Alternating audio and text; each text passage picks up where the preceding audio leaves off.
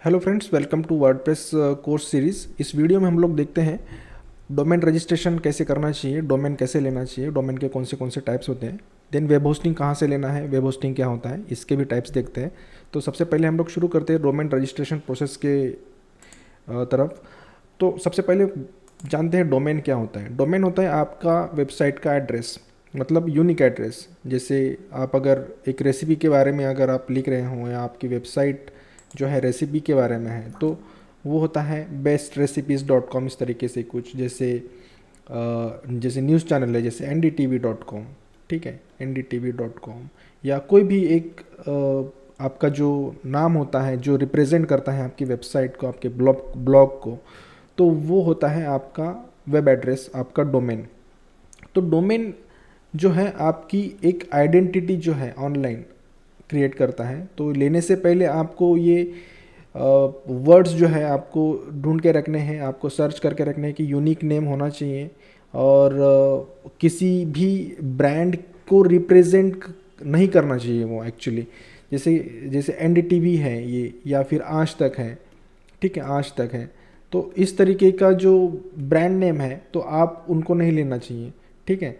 इससे मिलता जुलता भी हो सकता है, ले भी सकते हो, कोई प्रॉब्लम नहीं है उसमें लेने में, बट थोड़ा सा आपको हार्म हो सकता है आइडेंटिटी क्रिएट करने में इंडिपेंडेंट। तो जैसे मेरा नाम जो है digitalmonkeyacademy.com, तो ये मुझे अवेलेबल था तो मुझे मिल गया। देन है आपको इसके प्रकार भी जान लेने चाहिए कि टाइप्स क्या होते हैं डोमेन्स के जो टाइप्स हैं, top level domain, country code domain और जेनेरिक टीएलडी। अब यहाँ पे टीएलडी मतलब top level domain, .com, .org, .net, ये जो है ये टॉप लेवल के एक्सटेंशंस हैं, टॉप लेवल के एक्सटेंशंस हैं ये .com, .org और .net, ठीक है। अब कंट्री स्पेसिफिक जो कोड होते हैं टॉप लेवल डोमेन, जैसे .us, .ca, .uk, जैसे आपने देखा होगा .com के बाद .ca या .us या .uk, इस तरीके के एक्सटेंशंस लगे हुए रहते हैं। तो कंट्री स्पेसिफिक कोड्स होते हैं वो। देन जेनेरिक जो है टॉप लेवल डोमेन्स होते हैं, जैसे .blog, .store, .app, इस तरीके से जो है वो जेनेरिक डोमेन्स होते हैं। तो आपको डिसाइड करना है, तो मैं तो बेसिकली रिकमेंड करता हूँ .com डोमेन आपको लेना चाहिए।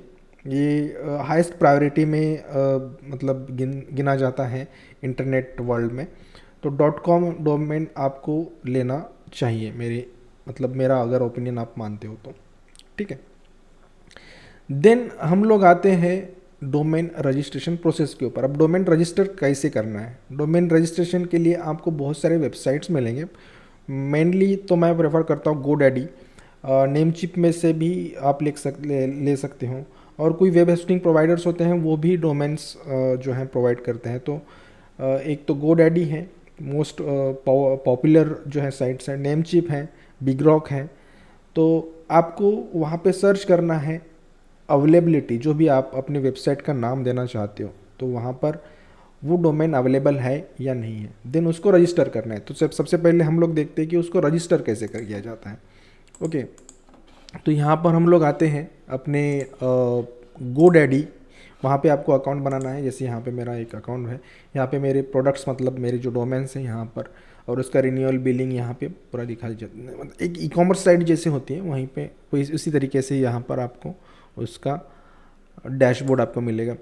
जैसे मान लीजिए मुझे अगर लेना है ट्रैवल से रिलेटेड, अगर कोई डोमेन लेना है, तो ट्रैवल जैसे कोई मेरा इंडस्ट्री है तो ट्रैवल एडवाइज़र, सपोज हम लोग देखते हैं ट्रैवल एडवाइज़र।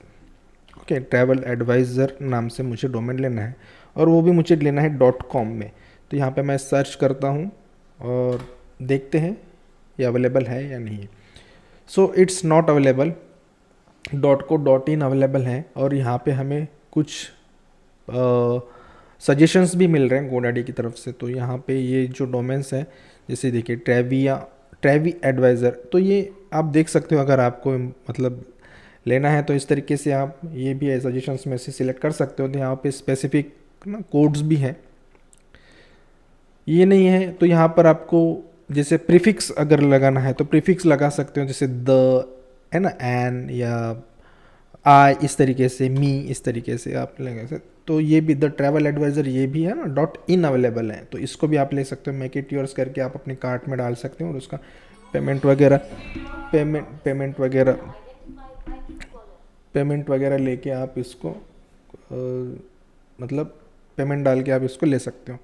ओके, देन हम लोग आते हैं अब डोमेन का सिस्टम जो है ये कैसे वर्क होता है, ये हमने देख लिया, डोमेन कैसे परचेस करते हैं। देन हमको जाना है वेब होस्टिंग की तरफ। अब वेब होस्टिंग क्या होता है? वेब होस्टिंग होता है एक तरीके का space. What is web hosting? Web hosting होता है एक तरीके का स्पेस जिसमें हम लोगों को अपनी वेबसाइट का जो भी कंटेंट है वहाँ पे स्टोर करना है, फाइल्स जो होती है वेबसाइट की वहाँ पे। अब डोमेन ले लिया, अब वहाँ पे हमें होस्टिंग चाहिए। तो होस्टिंग के लिए हमें उसके टाइप्स भी देखने पड़ेंगे, कौन सा वेबसाइट के लिए कौन सी होस्टिंग ज़रूरी होती है। जैसे बहुत सारे टाइप्स होते हैं, शेयर्ड होस्टिंग है, then virtual private server VPS, then dedicated hosting है। तो यहाँ पर अगर हम लोग बिगिनर है, ठीक है, तो यहाँ पर हमें चाहिए shared hosting. Virtual private server की हमें ज़रूरत नहीं है। हमें अगर इंडिपेंडेंट कोई बड़ा बिजनेस है या कोई अलग तरीके का हमको काम करना है इंडिपेंडेंटली, तो वो हमें चाहिए।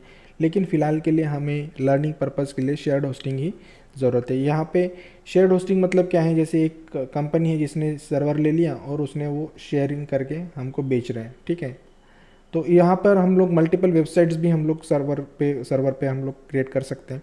देन डेडिकेटेड होस्टिंग होता है एक फिजिकल सर्वर जो आपके ऑफिस में, आपके घर पे आप उसको लगा सकते हो, बट इसकी भी हमको ज़रूरत नहीं है। तो ये सारी चीज़ें जो है एक अलग तरीके की काम करने के लिए होती है, बट हमें अभी चाहिए फ़िलहाल के लिए शेयर्ड होस्टिंग। देन हम अगर हमारी वेबसाइट के ऊपर ट्रैफिक आ रहा है तो we can move to the dedicated hosting also. Okay, तो ये हमें फ़िलहाल के लिए हमें ज़रूरत नहीं है। तो वेबसाइट होस्टिंग लेते वक्त हमें क्या जो है चीज़ें ध्यान में रखनी है, ठीक है। तो सबसे पहले जानते हैं यहाँ पे reliability and up time guarantees. अब वहाँ पे हमें क्या वहाँ पे मिल रहा है, क्या कौन से मतलब है ना, रिलायबिलिटी, जैसे मान लीजिए कस्टमर सपोर्ट हमें चाहिए किसी तरीके का, सिक्योरिटी फीचर्स है कि नहीं है। मतलब क्या होता है ना, आजकल बहुत सारे सिक्योरिटी वाइज जो है, जैसे एक ब्लू होस्ट नाम से है, मैं किसी को रिकमेंड नहीं कर रहा हूँ, आप कहीं से भी ले सकते हो, ब्लू होस्ट ही है। देन उसके बाद आता है अपना साइट ग्राउंड भी है, साइट ग्राउंड होस्टिंग। अभी आप एड्स देखते होंगे होस्टिंगर भी एक वेब होस्टिंग है, वहाँ पर भी आपको चीपेस्ट होस्टिंग आपको मिल जाएगा, स्टार्ट्स फ्रॉम 1 to 9। अब इसका जो प्राइस है आपको मिल जाएगा अराउंड एक 1100-1200 रुपये में आपको ईयरली। तो यहाँ से आप ले सकते हो। अब डोमेन और होस्टिंग लेने के बाद आपको शुरू करना है वेबसाइट डिज़ाइनिंग का काम। अब वेबसाइट डिज़ाइनिंग के लिए आपको इसमें होस्टिंग से मतलब सर्वर लेने के बाद आपको एक मिलता है DNS सेटिंग। तो DNS सेटिंग जब आपको मिलेगा तो आपको यहाँ पे, जैसे आपका डोमेन जैसे है, यहाँ पे मेरे माय प्रोडक्ट्स हैं, तो यहाँ पर कोई भी आपका डोमेन जो आपने लिया है वहाँ आपको डोमेन नेम सर्वर जैसे यहाँ पे है, तो यहाँ पे DNS में आके आपको वहाँ की जो सर्वर नेम्स होते हैं वहाँ पे ऐड करना है, और वो ऐड करने के बाद आप अपना जो है सर्विस मतलब वेबसाइट क्रिएट कर सकते हो। तो ये होता है डोमेन कैसे परचेस किया जाता है। Thanks for watching.